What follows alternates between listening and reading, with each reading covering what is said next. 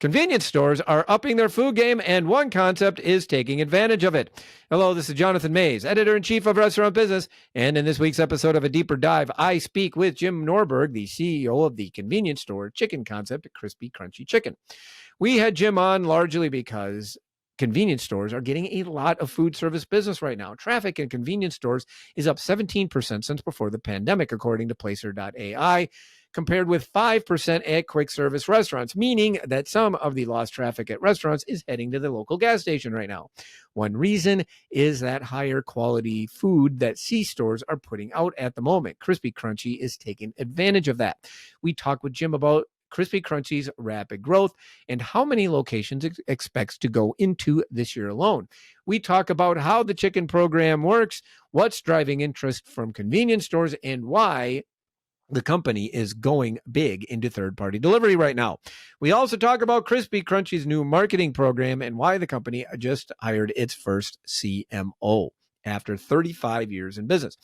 We're talking convenience store chicken on A Deeper Dive, so please check it out. All right, I'm here with Jim Norberg. Jim, welcome to the podcast. Thank you, Jonathan. Glad to be here. All right, so tell us a little bit about Krispy Krunchy Chicken. Let's just start there. Absolutely. Krispy Krunchy Chicken, been around 35 years and started in a small town in Lafayette, Louisiana. And now we are across the country in most every state but one. And it is a fresh chicken program, so fresh to the stores. We're primarily in C stores, some colleges, universities, a handful of Walmarts, and but fresh chicken that goes to the store and hand breaded as well. Most famous for our bone-in chicken, tenders, and our honey biscuits. Also have some honey butter shrimp, but that really is the claim to fame, in most of our locations. Mm-hmm. Now, how many locations are you at right now? We're almost to 3,000. So right. We opened about 500 stores last year, on track to open about 700 this year. So we'll be in that 3,600 by the end of the year. So that's quite a number of locations that you're in. How you got some pretty big expansion over the coming years, do you not? Pretty big we plans. Do. And, I think it's, we're a bit unique in that, we are in convenience stores, so we don't have the brick and mortar like most, like a QSR would. And so we've got great operators. We've got great chain accounts, chain leaders that, are looking for a food service solution. And it's easier for us to do that. We can open a store in 10 to 12 weeks. And so that's what makes it easier for us to do that. From a growth standpoint, from a same store standpoint, making some big inroads with third party delivery. So folks who wouldn't necessarily go to a gas station or convenience store, now we will be with the big boys and girls and delivering to their house. Now, do you work with the third party, or do the C stores do that? Yeah, great question. For the last many years, we've had pioneer operators who have done it on their own and worked with a DoorDash or an Uber Eats. And over the last year or so, we have taken that on as the brand to do that on behalf of our operators. So we've worked directly with them, kind of one single source to help set this up, be there for any issues or troubleshooting moving forward. But it's trying to make it easier for our operators not only to get in but to be successful. All right. Could you walk me through a process for adding a Krispy Krunchy to my C store, assuming, let's just pretend that I'm a convenience store operator. What's the process like? Yeah. Well, I'll tell you first, we have our sales team, our market development reps are out there looking for those locations that we believe will be successful. So data driven on where to go first. And, we stop at your doorstep, Jonathan, and say, hey, we think you'd be a great candidate.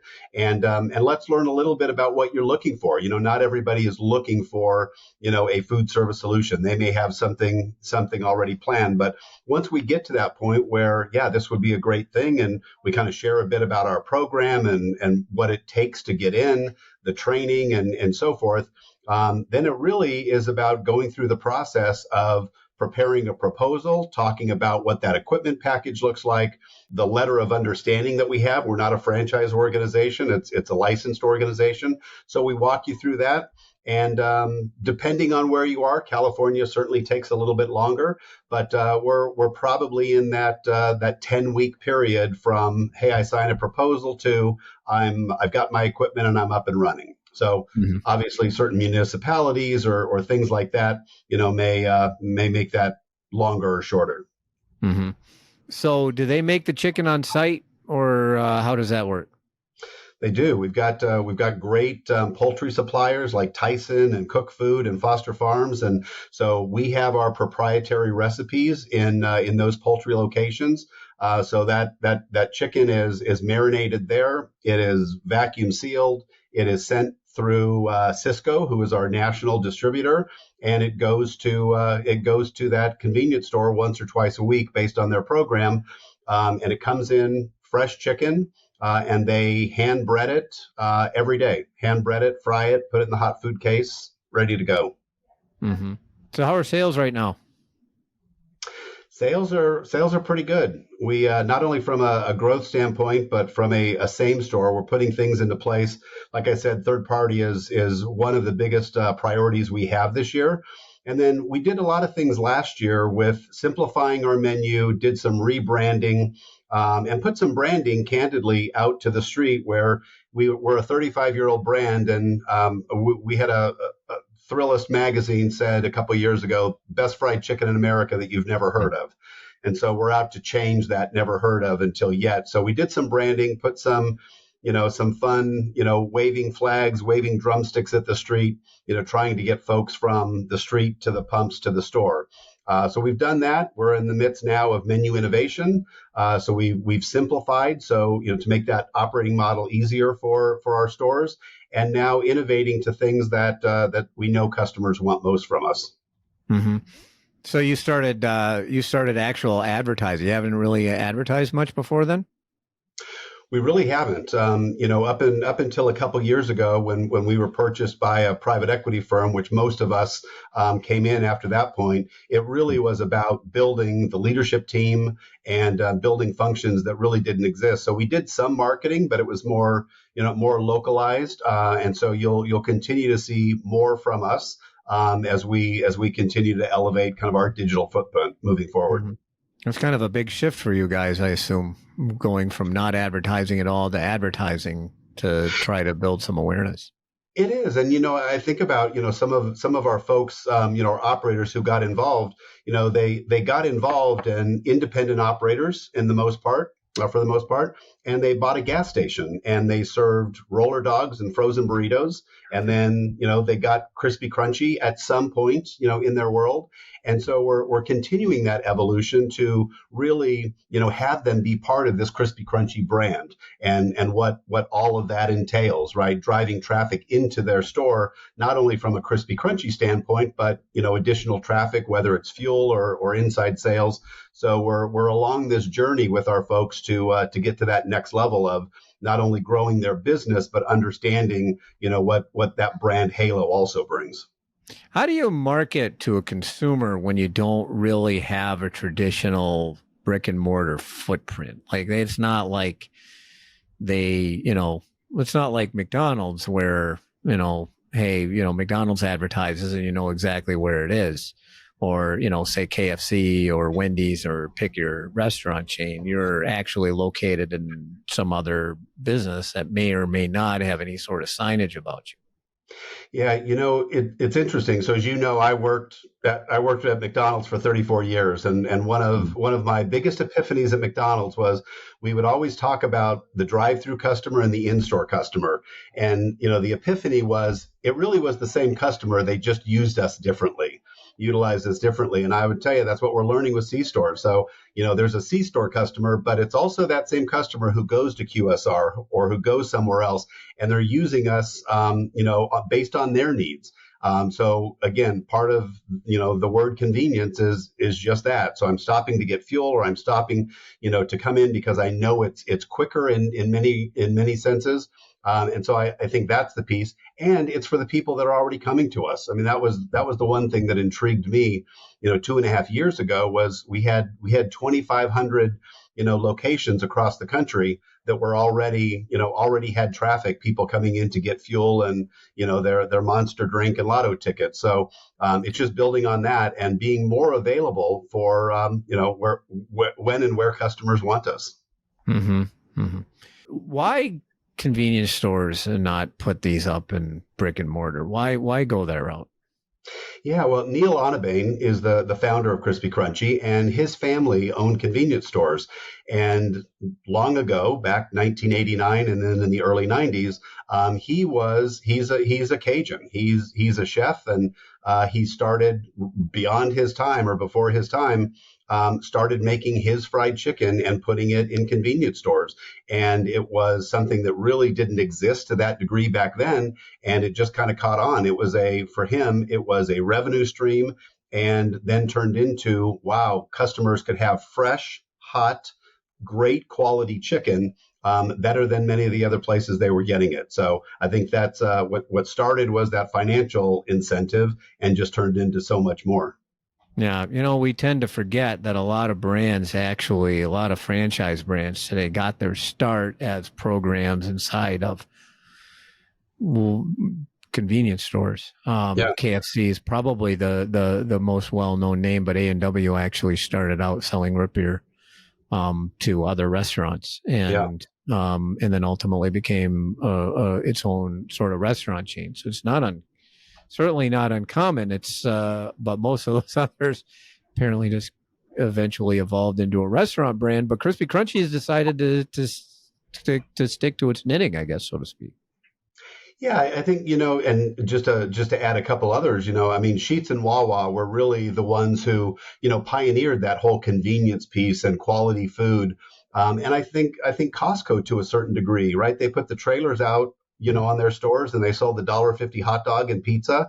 And you just look at how that's evolved. And I think that it just goes to the point where let the consumers drive that, right? And so hungry people shop at Costco. And so I think they had a niche there that filled that in. We're in convenience stores, but, we have a vision really to be, we can be anywhere, that store within a store. Again, we're in colleges, universities, casinos, truck stops, and other retail places. And so it really is getting our operating model, simple enough, easy enough, that we're able to go into other places. So there's a lot of white space for us. And I think especially with, the ability for speed that we can move today, we're going to venture in, as I said, with third-party delivery into a universe that we really haven't existed before. So getting, our great chicken in the mouths of more customers, and then being in locations that, we may not even be thinking of today. But building the opportunity for us to go in kind of wherever hungry people may be. Yeah, you don't seem to have tough time finding convenience stores eager to put your chicken in their locations. If you're adding 700 locations this year, that's a lot. Well, we're in nearly 3,000. There's 150,000 convenience stores in the U.S. Many of them are chain locations, which we're talking. We've got some chain partners now and looking to grow within the chain. But yeah, I think that's the value of the program, and really where we're intersecting growing the business and the profitability of that along with the brand. Here's this brand. Many of us wear this logo wherever we go, and 8 out of 10 people may say, Krispy Krunchy, what is that? And so you go on to do the explanation in fresh chicken and convenience stores. But the 2 out of 10 who know Krispy Krunchy across the room will seek you out and tell you, best fried chicken I've ever had. And when I go to my grandma's house, we always stop. And so it's really, turning that around where we've got more raving fans who know about Krispy Krunchy, who've had it. And yeah, it's got to be a win. It's got to be a win for the operator. It's got to be a win for, our supplier partners and for the company. And then ultimately, that end consumer who says, I love fried chicken and this is some of the best. So you mentioned Sheetz and Wawa. I mean, right now today, probably the food at convenience stores is probably better than ever. Now, I will tell you, and I will be easily the first person to tell you, there's still a lot of garbage sold at convenience stores. But on balance, the food offerings right now at convenience stores is improving dramatically, and frankly, food service sales at C stores, I believe, is growing at a faster rate than at quick service concepts. Is that leading a lot more convenience store operators to say, hey, wait, we need to upgrade our food game. We need to put you in there? Yeah, I think it's the realization from C-store operators that understand that they have a consumer that's coming to them, for fuel, but they're going somewhere else for food. And so they've got to up their game in order to have that customer do both, right? So it's not only increasing traffic, but it's also increasing the basket size. So, the food's got to get better. And I think, the folks that move to our program, it's for that reason, right? The food is fantastic. It's fresh. It's hot. We are that store within a store. And we're working to make it easier for them and really telling the story from a profitability standpoint to a brand standpoint. And so I think you'll see people continue to up their game. You and I, we're together at the Restaurant Leadership Council, a lot of great information there, but it really is following that customer that says, here's what I want. And, we know that 30% of customers will go to a convenience store and then go to a QSR for lunch. So having that option or that opportunity for them, it just, again, the folks that are following the customer are the ones who are going to benefit from this versus many others. They have their own program. They have their own food program. And so, that's the conversations we're having with some, which, hey, here's what your current food program is giving you. Let us talk to you about ours and see if that's a fit and, works for you or doesn't. So it is definitely more of that conversation, with the folks that we're moving forward with. Yeah, I mean, I want to get back to one thing that you mentioned, which, so 30% of customers will go to both a convenience store and a QSR. Are they getting like beverages at the convenience store and then going to the QSR? What are they doing? Could be multiple things. It could be lottery tickets. It could be cigarettes. Two of the biggest things there. Could be a snack item, but yeah, after that, over 30% are going to a QSR for a meal. So again, it just goes to would they not go to a QSR if they had an option that satisfied them at the convenience store? Right. There's a terminology in this that our wonderful folks at our sister publication CSP like to use: smokes and cokes. I once proposed a podcast for them called Smokes and Cokes and Two Blokes, but they didn't like that name. Never listen to Maze. That's probably a good strategy. Got a nickel. Yeah. Yeah. No, I mean, I guess the thing about food inside convenience stores, I mean, ultimately one of the if you're looking at the restaurant business today and you're thinking more convenience, and that's it, like your goal is just to make your business more convenient for the customer, that's where the convenience store element really plays a really strong role, because frankly, a lot of people do go to a gas station and they get gas, or they do get cigarettes, or some giant gallon-sized beverage. And, I mean, it's very easy to stop there also. Like if you're traveling, you're on your way to work or you're on your way home from work, and it's very easy, I would suspect, to, when adding a good food service program to that is a probably a need item, if I'm being honest, in 2024. I don't think it's a choice for if I'm a convenience store operator, I absolutely have a higher end food program. For sure. Yeah, and I think it's twofold, right? So, we'll cross over that 3,000 mark now. And, I think about, 4,000, 5,000 units in the future. And not only is it convenient from a convenience store standpoint, but those are, 2,000 more points of distribution when it comes to third party delivery. Right. So again, we're getting into, again, as I say, this kind of different universe here of, we've got these stores across the country and white space in and of itself just in that lane. And when you think about third party and delivering to homes, so think of ghost kitchen, virtual restaurants, all those types of things. We now play in that arena where people are using their phone and they're hungry, and now they're able to go on and say, hey, wow, and Krispy Crunchy I can get delivered to my home. So I think that's the other benefit here is it's not growing only in convenience stores where there's traffic every day, but also the added benefit of, delivering to consumers' homes. How much is your delivery growing? We're just starting it. We've had about 500 stores across the country. Again, the pioneers, I will call them, that kind of done this, for a bit now. But we are just launching, right now across the country with all of our operators. We've got all of our partners involved technology wise. But over the next several months, we will have a good majority of our system up and running. Now, what was it? Was there some sort of driving force that made you think, hey, we need to get third party delivery and on this? Because we've seen, a few convenience stores have certainly been doing it. I think Casey's was probably was the absolute pioneer on the convenience store front delivering their pizzas. But, we've seen more of it. What was the impetus there for you? I think, I went to my first Krispy Crunchy 2.5 years ago, and I had such an incredible experience here in Georgia. And I remember sitting in my car with my mind racing about all the opportunity. We'd just come off the pandemic, and we saw what happened with the pandemic as people stayed at home and food got delivered to them.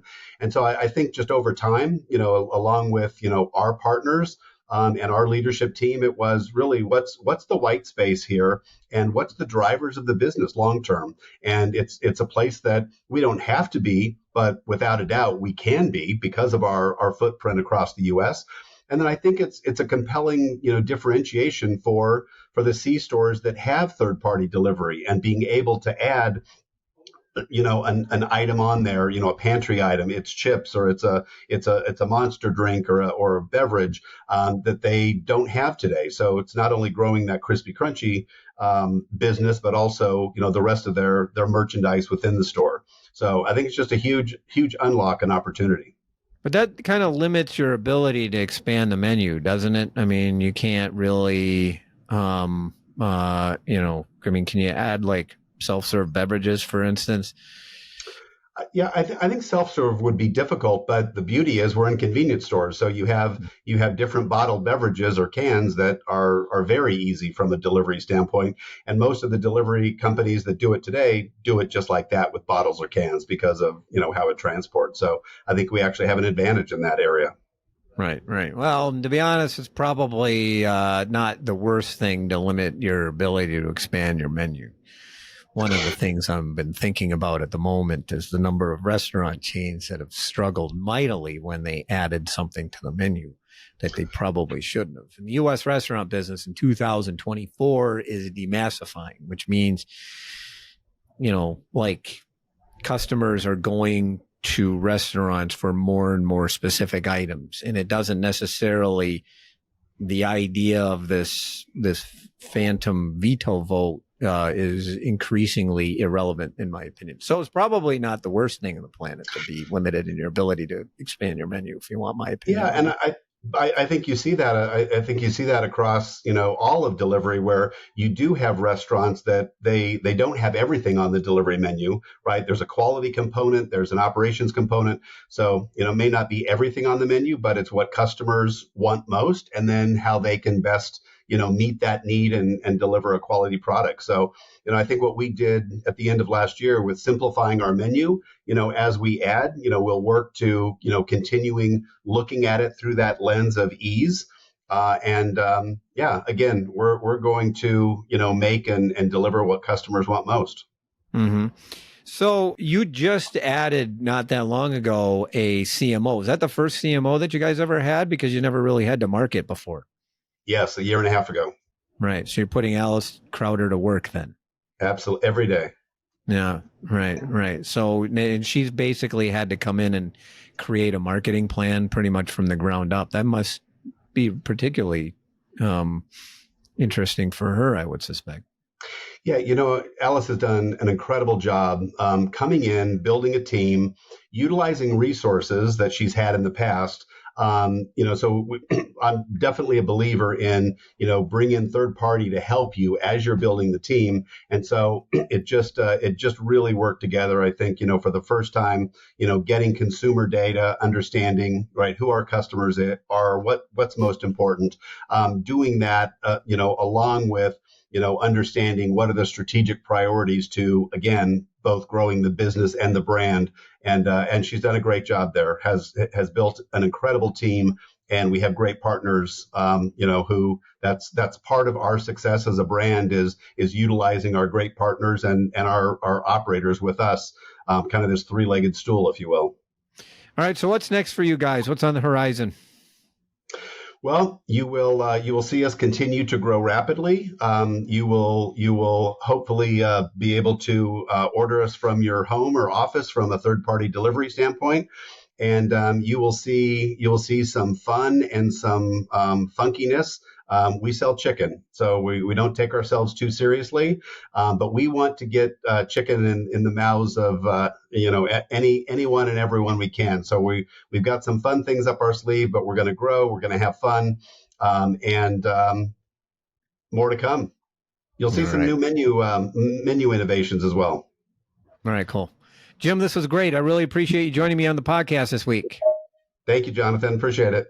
And that should do it for this week's episode of A Deeper Dive, which was edited, as always, by Spoons, artwork by Nico Hines. You may find this and other episodes of the podcast on our website at www.restaurantbusinessonline.com/article/deeper-dive. And you may subscribe on Apple Podcasts or Spotify. I'm Jonathan Mays, your host, podcast producer, and the editor-in-chief of Restaurant Business. Thank you for listening.